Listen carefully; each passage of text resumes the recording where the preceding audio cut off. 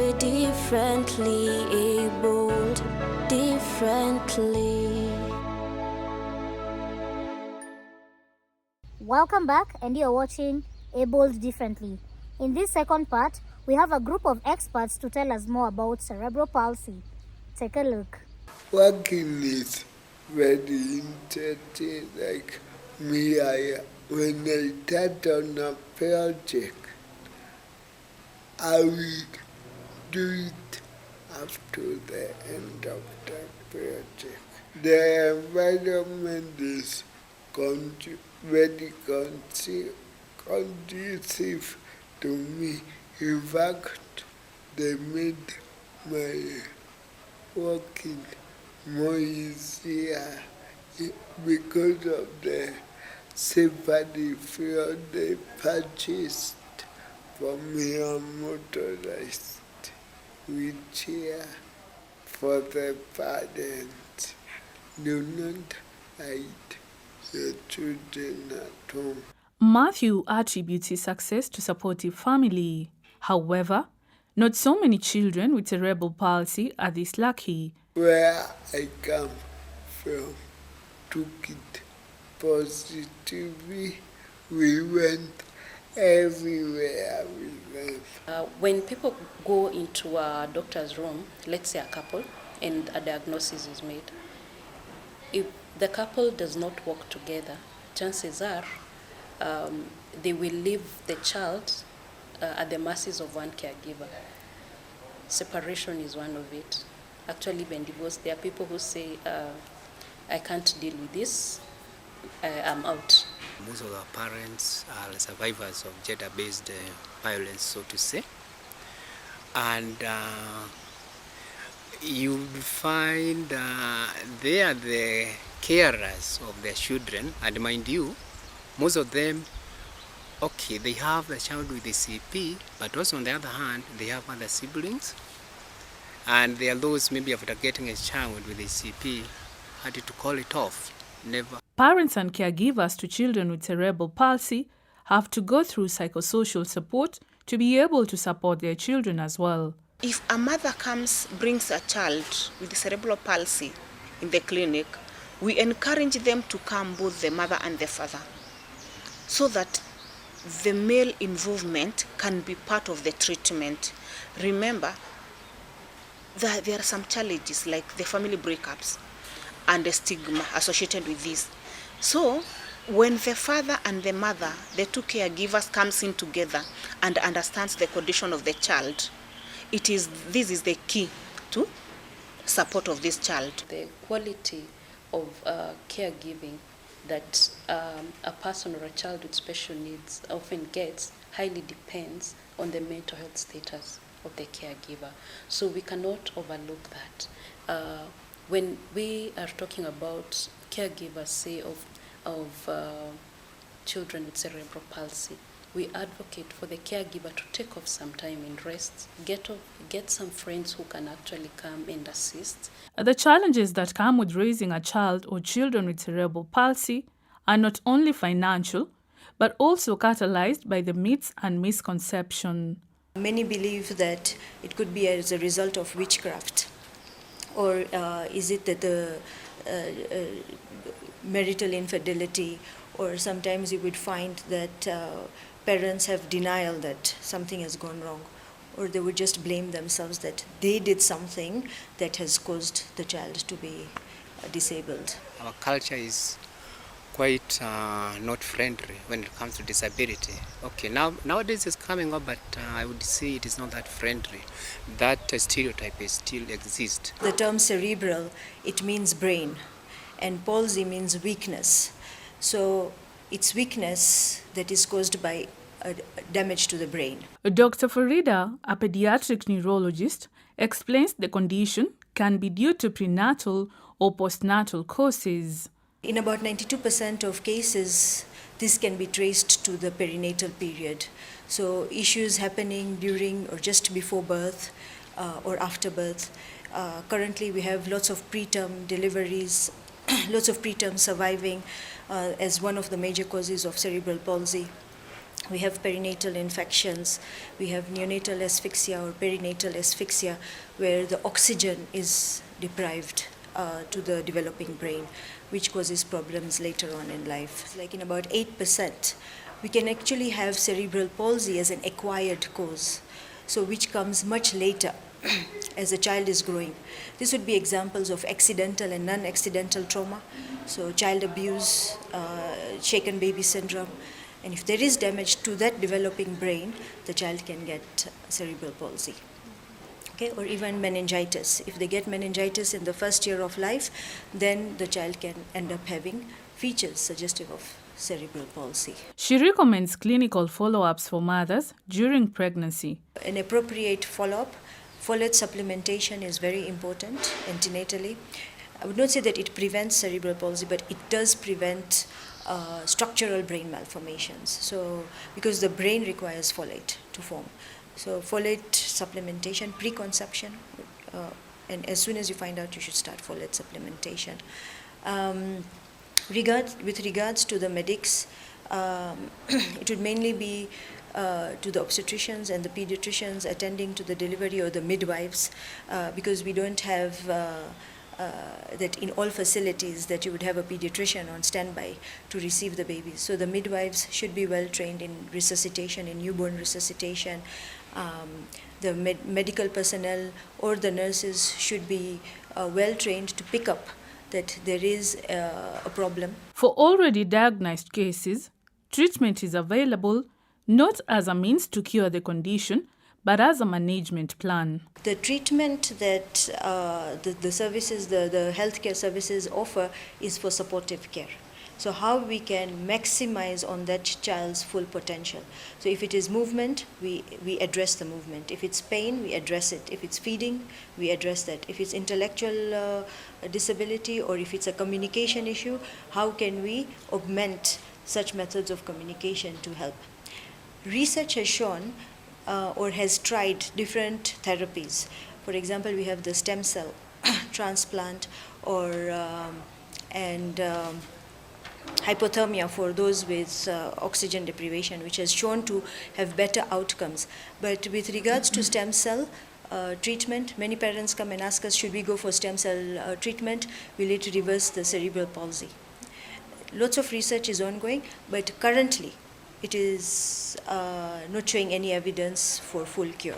Occupational therapy plays a key role in managing cerebral palsy. Human as a whole is supposed to do some activities like the routines. When you wake up in the morning, what do? The first thing, you go to the toilet, you go to the bathroom, you take your breakfast, go to work. Now you find that mostly like these children with cerebral palsy, they have difficulties with that. Now occupational therapists will come and train them to be able to be independent. Therapy is done to improve on the activities of daily living. Currently, we can diagnose cerebral palsy much earlier.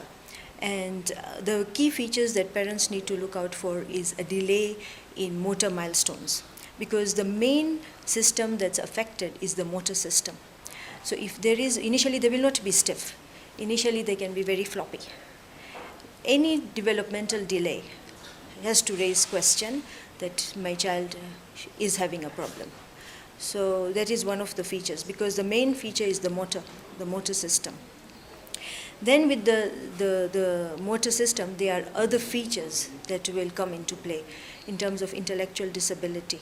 So if a child is not performing the other milestones together with the motor milestones, is also of concern. The OT will come and train the child on balance and posture, the proper posturing, proper feeding.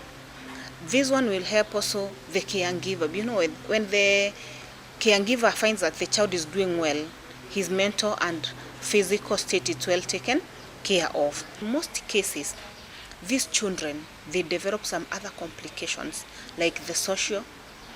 They are unable to interact with other children, also to interact with their environment. So we train them on how they can interact with the other children and also to interact with the environment. Though the health facilities are strained, the government has put up measures to ensure that at least services are available.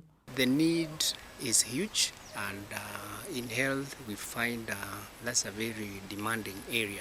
These rehabilitation services initially used to be found at level 4 hospitals, but currently, even in the health centers, the level 3 facilities have therapy services. Not the therapy services, but all rehabilitation package.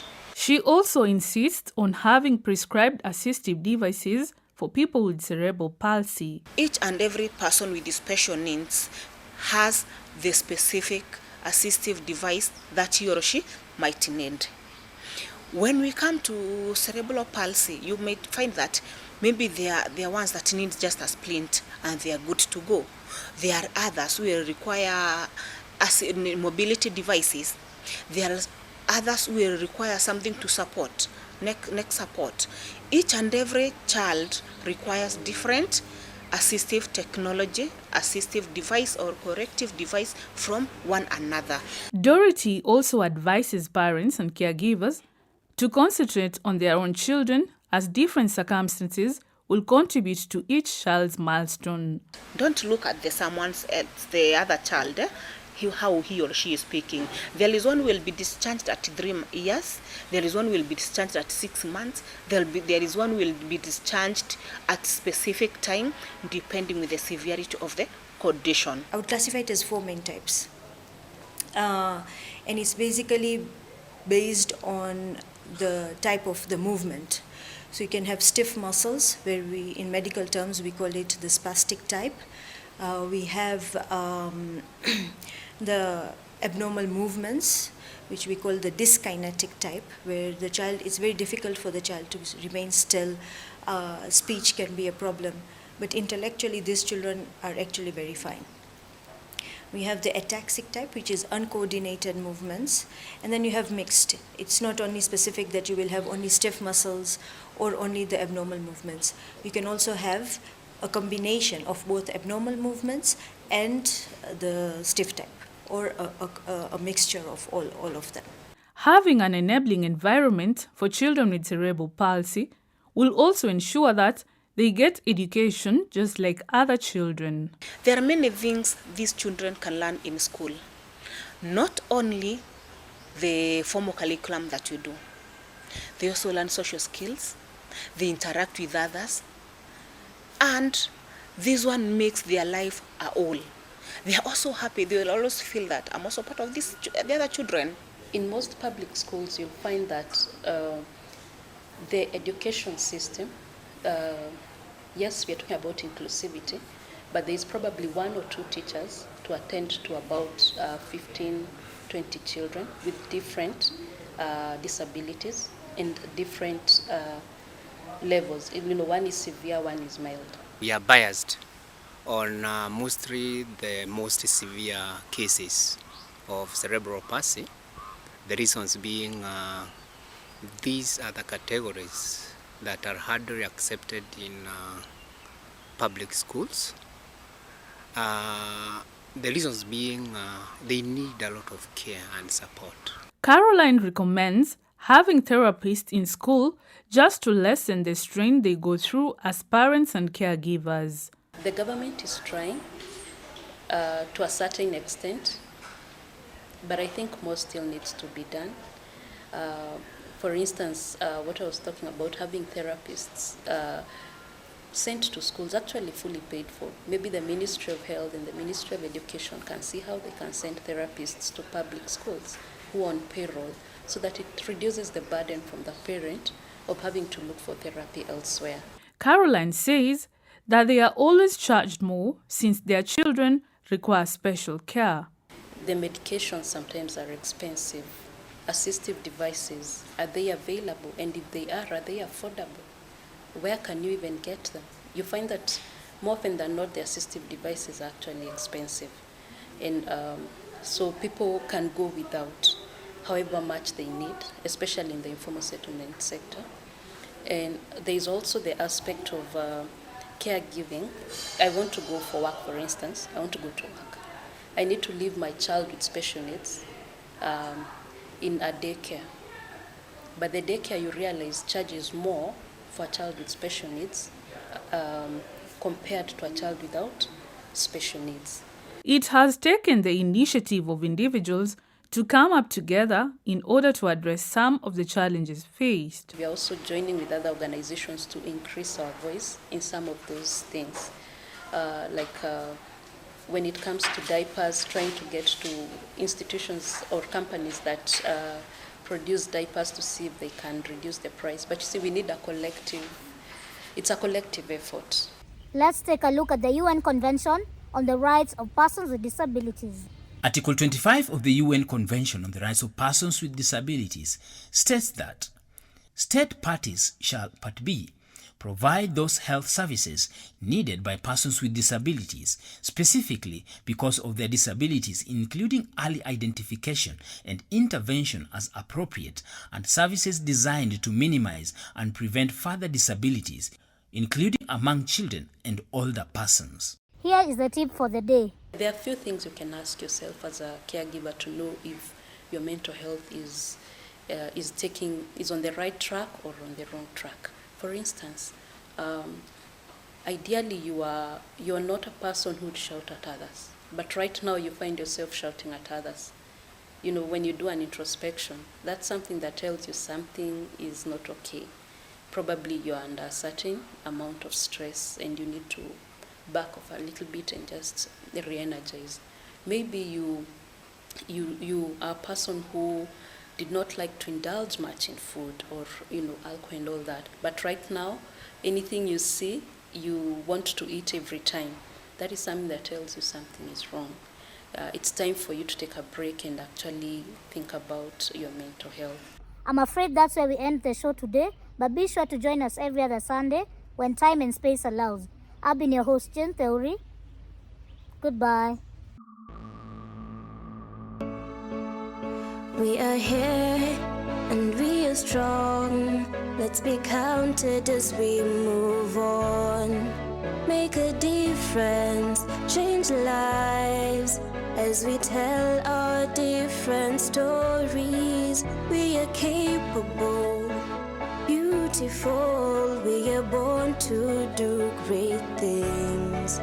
We're unstoppable, incredible, 'cause we're differently abled, differently.